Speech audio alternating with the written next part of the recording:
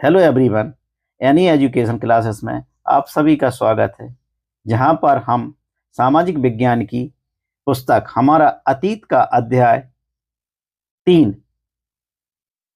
दिल्ली 12वीं से 15वीं शताब्दी, प्रश्न क्रमांक 1, अलाउद्दीन खिलजी के शासनकाल में खराज नामक कर संबंधित था।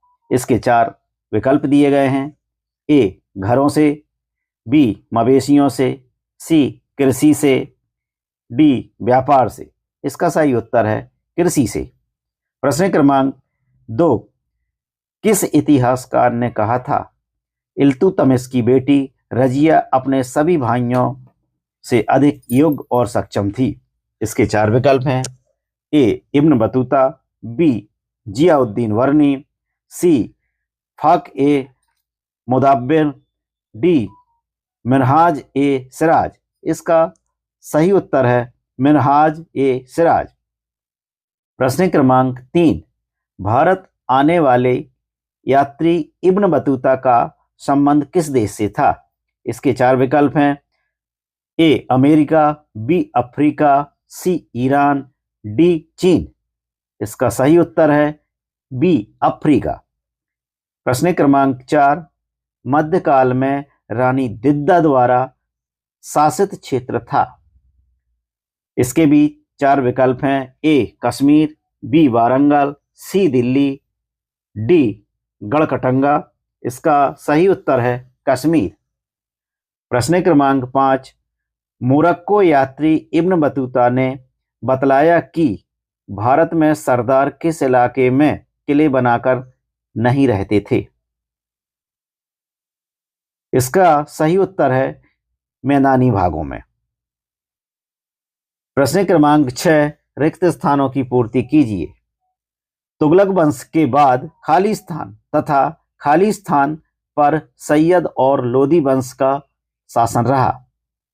तुगलक वंश के बाद दिल्ली तथा आगरा पर सैयद और लोदी वंश का शासन रहा। प्रश्न क्रमांक बी, दिल्ली में सर्वप्रथम खाली स्थान वंश ने राजधानी स्थापित की थी। तो दिल्ली में सर्वप्रथम राजपूत वंश ने राजधानी स्थापित की थी। तोमरों और चौहानों को राज्यकाल में दिल्ली में खाली स्थान सिक्के प्रचलन में थे। तोमरों और चौहानों के राज्य में देहलीवाल के सिक्के प्रचलन में थे। सैनिक अभियानों का नेतृत्व करना और एकता में कानून व्यवस्था बनाए रखना का मुख्य कार्य था। तो कानून व्यवस्था बनाए रखना मुक्ति का कार्य था। अकबर ने अपने प्रतिमान के रूप में खालिस्तान की व्यवस्था को अपनाया था।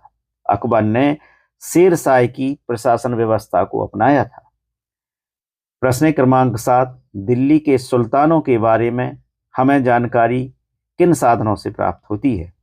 दिल्ली के सुल्तानों के बारे में हमें जानकारी सिक्का, अभिलेखों, स्थापत्यों, ऐतिहासिक ग्रंथों आदि से प्राप्त होती है। प्रश्न क्रमांक 8, रजिया के योग्य होते हुए भी सुल्तान के पद से क्यों हटाया गया? उत्तर, रजिया अपने सभी भाइयों से योग्य और सक्षम थी। सन 1236 में वह सिंहासन पर बैठी, परंतु रजिया का स्त्री होना और स्वतंत्र रूप से शासन करना दरबारी जन देख नहीं पा रहे थे, इसलिए उसे 1240 में सिंहासन से हटा दिया गया। प्रश्न क्रमांक 9, दिल्ली के सुल्तानों द्वारा गुलामों को क्यों खरीदा जाता था? उत्तर, दिल्ली के सुल्तानों द्वारा गुलामों को सैनिक सेवा हेतु खरीदा जाता था। इन्हें राजनीतिक पदों पर काम करने के लिए प्रशिक्षण दिया जाता था। ये सुल्तान के खास एवं भरोसेमंद व्यक्ति होते थे। प्रश्न क्रमांक 10, मध्यकाल में इक्तदार या मुक्ति को किन तरीकों से नियंत्रित किया जाता था? इसका उत्तर है, मध्यकाल में सुल्तानों द्वारा भिन्न भिन्न क्षेत्रों की देखरेख करने के लिए सूबेदार के रूप में इक्तदार या मुक्ति की नियुक्ति करते थे। इन पर नियंत्रण रखने के लिए इनके पदों को वंशानुगत नहीं बनाया और समय समय पर इनका स्थानांतरण कर दिया जाता था। इनके द्वारा लिए गए राजस्व का हिसाब लेखा अधिकारी द्वारा रखा जाता था। प्रश्न क्रमांक 11, शेर शाह सूरी ने अपना राज्य कैसे स्थापित किया? शेर शाह सूरी ने मुगल सम्राट हुमायूं को युद्ध में पराजित कर दिल्ली पर 15 वर्षों तक शासन किया। अपने राज्य को मजबूत बनाने के लिए शेर शाह ने सड़कें, किलों का निर्माण करवाया एवं सिक्के भी ढलवाए। प्रश्न क्रमांक 12, मोहम्मद तुगलक द्वारा उच्च प्रशासनिक पदों पर की गई नियुक्तियों की बर्नी द्वारा क्यों आलोचना की गई? उत्तर, मोहम्मद बिन तुगलक द्वारा शराब बनाने वाले कलाल, बावर्ची, माली, नाई जैसे अयोग्य लोगों की नियुक्तियां प्रशासनिक पदों पर कर दी गई, जिससे राज्य में अस्थिरता फैल गई। इसी कारण बर्नी द्वारा सुल्तान की आलोचना की गई। प्रश्न क्रमांक 13, अलाउद्दीन खिलजी और मोहम्मद तुगलक के शासनकाल में क्या समानताएं थीं? इसका उत्तर है, अलाउद्दीन खिलजी और मोहम्मद तुगलक के शासनकाल में समानताएं थीं। नंबर 1, दोनों ने सैनिक विस्तार नीति पर ध्यान दिया। दोनों ने साम्राज्य विस्तार पर व्यय किया। दोनों ने अपनी राजधानी को बदला।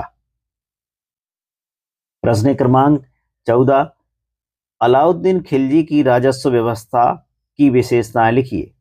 आपको कौन सी एक व्यवस्था महत्वपूर्ण लगती है और क्यों? इसका सही उत्तर है, अलाउद्दीन खिलजी द्वारा अपने राज्य में मुक्ति की नियुक्ति थोड़े समय हेतु की गई।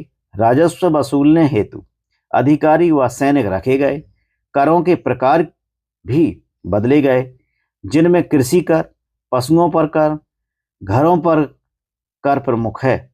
मुझे अलाउद्दीन खिलजी द्वारा अपने इक़्तिदारों पर नियंत्रण की व्यवस्था महत्वपूर्ण लगती है, क्योंकि इससे भ्रष्टाचार पर नियंत्रण किया जा सकता है।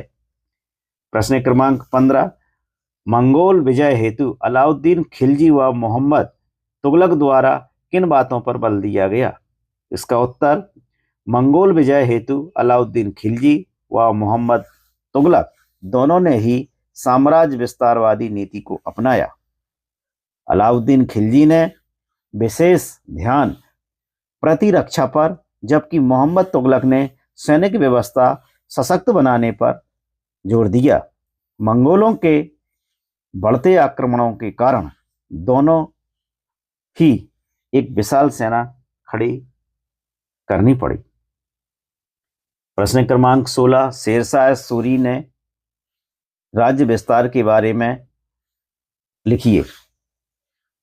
उत्तर, शेरशाह सूरी ने मुगल सम्राट हुमायूं को चुनौती दी और युद्ध में हुमायूं को हराकर दिल्ली पर अपना अधिकार जमा लिया।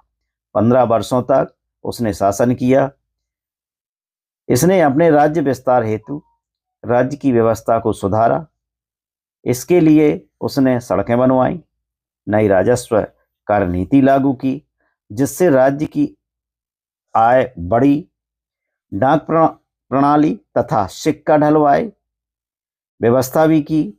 उसने अपना आर्थिक और सैन्य दोनों भाग मजबूत किए।